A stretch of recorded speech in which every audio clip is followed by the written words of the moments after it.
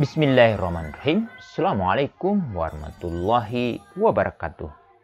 Pemirsa Layak TV, ayahanda dan bunda, alhamdulillah kita masih diberi kesempatan oleh Allah untuk berbagi informasi terkait dengan indikator Kabupaten Kutalaya Anak dalam klaster perlindungan khusus. Informasi ini bersumber dari Kementerian Pemberdayaan Perempuan dan Perlindungan Anak yang bertanggung jawab dalam pengembangan Kabupaten Kutalaya Anak di seluruh Indonesia. Indikator 23A bagian kedua adalah terkait dengan anak penyandang disabilitas, kelompok minoritas dan terisolasi yang terlayani, dan anak dengan perilaku sosial menyimpang. Apa saja yang ada di dalam indikator 23 ini yang kemudian perlu mendapat perhatian dari kita semua. Pertama, apakah ada sistem pencatatan dan pelaporan anak penyandang disabilitas yang ada di kabupaten kota ibu? Ini menjadi penting untuk kita jawab bersama. Pertanyaan kedua adalah, apakah tersedia lembaga layanan bagi anak penyandang disabilitas?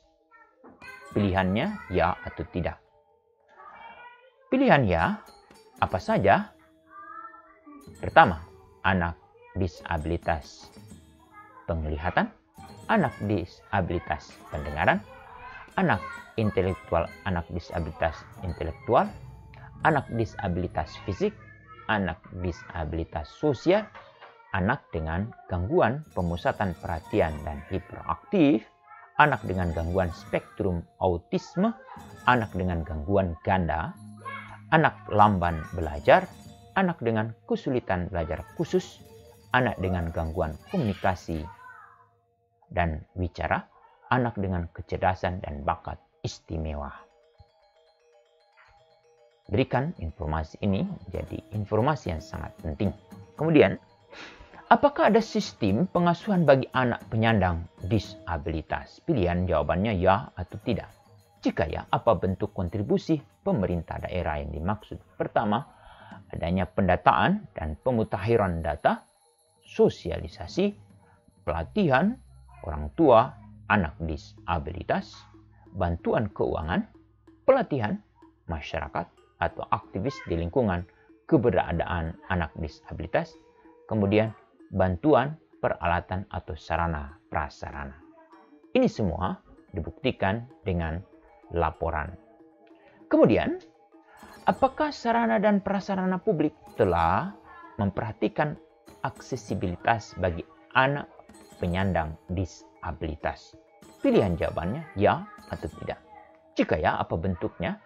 Transportasi, fasilitas dan desain bangunan perkantoran pemerintah, fasilitas dan desain bangunan sekolah, fasilitas dan desain bangunan publik, sarana dan prasarana pariwisata. Ini juga harus ibu bapak buktikan dengan foto dan laporan sebaran dari fasilitas-fasilitas yang dimaksud.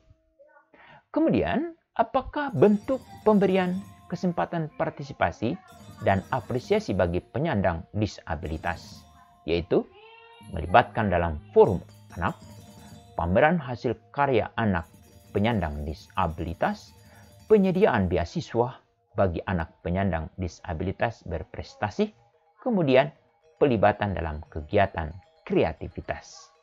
Semua informasi terkait dengan pemberian kesempatan dan partisipasi dan apresiasi ini dibuktikan dalam bentuk foto dan kegiatan yang diikuti oleh setiap anak penyandang disabilitas. Kemudian, apakah ada kelompok minoritas dan terisolasi? Pilihan jawabannya ya atau tidak. Jika ya, apakah hak bagi pengembangan linguistik, bahasa, cara hidup, budaya, dan keyakinan bagi kelompok minoritas dan terisolasi terjamin? Pilihan jawabannya ada pencatatan kelahiran dan identitas, ada akses pendidikan, ada jaminan kesehatan, ada kebebasan menikmati budaya, keyakinan, dan bahasa, ada upaya untuk mencegah keterpisahan anak dari orang tua.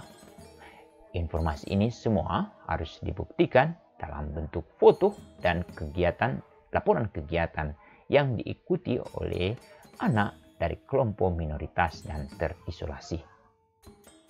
Kemudian, apakah ada SDM terlatih penanganan anak penyandang disabilitas, kelompok minoritas, dan terisolasi? Adalah KHA, pelatihan konvensi tentang anak-anak, hak-hak orang dengan disabilitas, latihan sensitivitas tentang disabilitas, pelatihan sistem perlindungan anak, pelatihan sistem pencatatan dan pelaporan.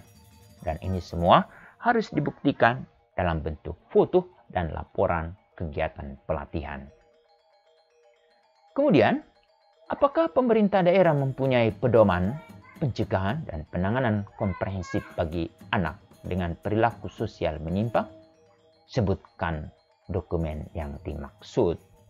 Selanjutnya, apakah pemerintah daerah menyediakan lembaga konsultasi bagi keluarga yang mempunyai anak dengan perilaku sosial menyimpang? Pilihan jawabannya ya atau tidak. Jika ya, uraikan apa yang dimaksud dengan penyediaan lembaga konsultasi bagi keluarga yang dimaksud. Lalu indikator terakhir atau pertanyaan terakhir terkait dengan indikator ini adalah apakah pemerintah daerah menyelenggarakan pelatihan khusus anak dengan perilaku sosial menyimpang bagi guru. Ini dimaksudkan adalah apakah ada pelatihan yang ditujukan untuk tenaga pendidik dan tenaga kependidikan dalam menangani anak-anak yang dimaksud. Ini Ibu Bapak yang dapat kami uraikan terkait dengan indikator 23 Kabupaten Kota Layak Anak untuk memastikan anak-anak penyandang disabilitas, kelompok minoritas dan terisolasi terlayani. Dan yang terakhir adalah anak dengan perilaku sosial menyimpang. Semua anak ini juga mendapatkan layanan. Untuk itu, ayahanda dan bunda sebagai warga kabupaten kota, pastikan kabupaten kota ibu bapak layak dapat dilihat melalui dari indikator 23 kabupaten kota layak anak. Demikian, Assalamualaikum warahmatullahi wabarakatuh.